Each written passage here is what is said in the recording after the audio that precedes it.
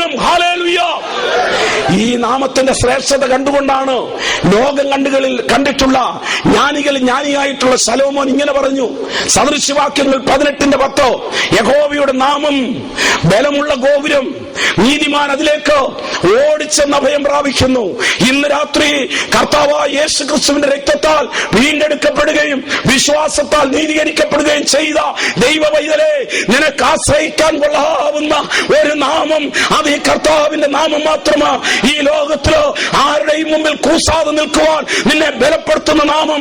ആ നാമത്തിന്റെ ഉള്ളിലേക്ക് കടന്നു ചെല്ലുമെന്ന് വരികിൽ ഇന്ന് രാത്രി നിനക്കൊരു അനുഗ്രഹമുണ്ട്. ഇന്ന് രാത്രി നിന്റെ കണ്ണു നിന്നെ മാറ്റുന്നവൻ, ഇന്ന് രാത്രി നിന്നെ ബലപ്പെടുത്തുന്നവൻ, ഇന്ന് രാത്രി നിന്നെ ശക്തീകരിക്കുന്നവൻ, ആ ദൈവത്തിന്റെ കൃപ. ഹല്ലേലൂയ.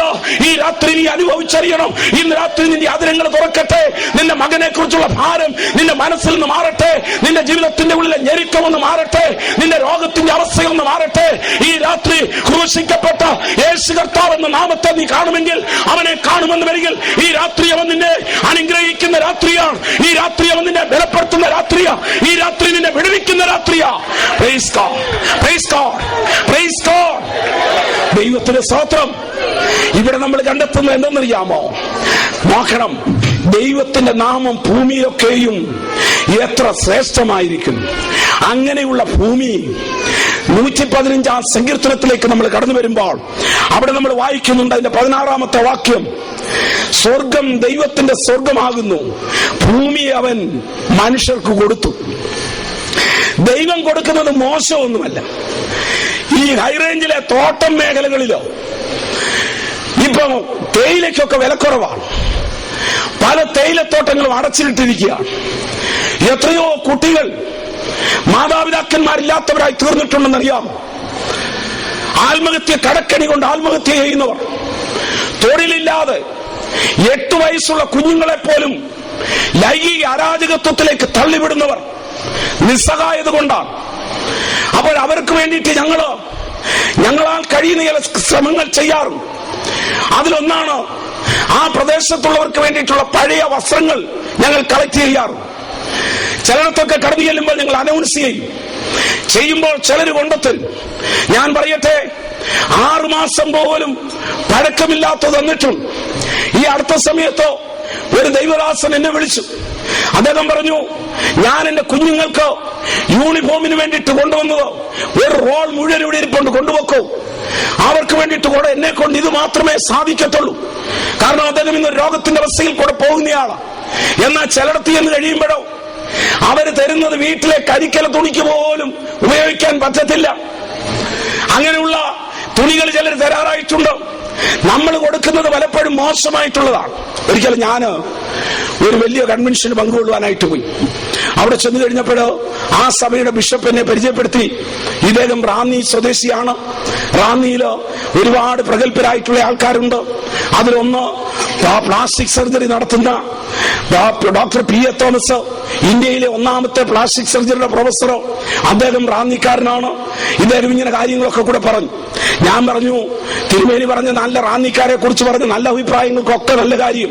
പക്ഷേ റാന്നിയിൽ ഈ പ്ലാസ്റ്റിക് സർജറി എന്ന് പറയുന്നത് പുതുമയുള്ള ഒരു കാര്യമൊന്നുമല്ല. ഞങ്ങളുടെ നാട്ടിൽ എല്ലാവർക്കും അറിയാവുന്ന ഒരു പണിയായി പ്ലാസ്റ്റിക് സർജറി. അപ്പോ എന്റെ അടുത്തിരുന്നായിട്ടുള്ള ഞാൻ സംസാരിക്കുന്ന സമയത്ത് എന്നെ തോണ്ടി ശ്രദ്ധയെ ആകർഷിക്കാൻ ഒരു പട്ടക്കാരൻ ശ്രമിച്ചു. ഏതായാലും യോഗമൊക്കെ തീർന്നു കഴിഞ്ഞപ്പോ അദ്ദേഹം എന്റെ അടുത്ത് ചോദിക്കാനുള്ള ശ്രമമാണ് ഈ തോണ്ടുന്നതെന്ന് എനിക്ക് മനസ്സിലായി. എന്നാൽ അവിടെ വെച്ച് തന്നെ അങ്ങ് പറയാമെന്ന് ഞാൻ വിചാരിച്ചു. ഞാൻ പറഞ്ഞു, P.A. തോമസ് പ്ലാസ്റ്റിക് സർജറിയുടെ പ്രൊഫസറായത് ഞങ്ങൾക്ക് വലിയൊരു അത്ഭുതമൊന്നുമല്ല. Doctor P.A. Thomas plastic surgery നടത്തുന്നതിനേക്കാൾ ഭംഗിയായിട്ട് പ്ലാസ്റ്റിക് സർജറി നടത്തുന്ന എത്രയോ പേര് റാന്നിയിലുണ്ടെന്നറിയാമോ? സംശയമുണ്ടെന്ന് വരികിൽ ഞായറാഴ്ച ഞങ്ങളുടെ പള്ളികളിലൊന്ന് വന്നാൽ മതി. 2 രൂപയുടെയും 5 രൂപയുടെയും നോട്ട് പ്ലാസ്റ്റിക് കൊണ്ട് ഒട്ടിച്ച് എത്ര ഭംഗിയായിട്ടാ സ്വോത്രകാഴ്ച ഇടുന്നതെന്നറിയാമോ? ഞാനിത് ഓർപ്പിച്ച് എന്തിനെന്നറിയാമോ? നമ്മൾ പലപ്പോഴും കൊടുക്കുന്നത് ആർക്കും വേണ്ടാത്ത, ഇതിനൊരു സ്വോത്രവും വരത്തില്ലല്ലോ. ആകപ്പാടെ ഒരു സ്വോത്രമേ ഉള്ളൂ. അതിവിടുത്തെ ഏതോ ഒരു പള്ളിയിലെ ട്രസ്റ്റിയോ അല്ലെങ്കിൽ സേവിയാ സംഘത്തിന്റെ ട്രസ്റ്റിയുടേതാണെന്ന് എനിക്കറിയാം. കാരണം അവരായി കഷ്ടത്തിൽ കൂടെ പോയത്, ഇല്ലേ? അവരുടെ കയ്യിലാ എന്നും ഈ നോട്ട് കിട്ടുന്ന. ആർക്കാ ചെലവാക്കാൻ പോകുന്നത്?